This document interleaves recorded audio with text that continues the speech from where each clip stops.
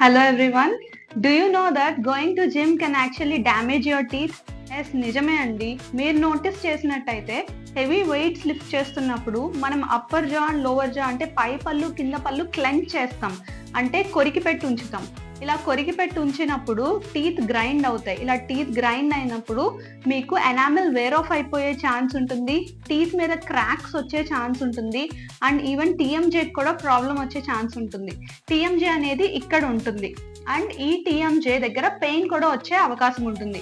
ఇవన్నిటిని మీరు ప్రివెంట్ చేయాలి అని అంటే కనుక మీ డెంటిస్ట్ దగ్గరికి వెళ్ళి మీరు కస్టమైజ్డ్గా night guard or sports guard అనేది తయారు చేయించుకోవచ్చు. This night guard or a sports guard protect your teeth and also your jaws whenever you're clenching or grinding your teeth. Thank you.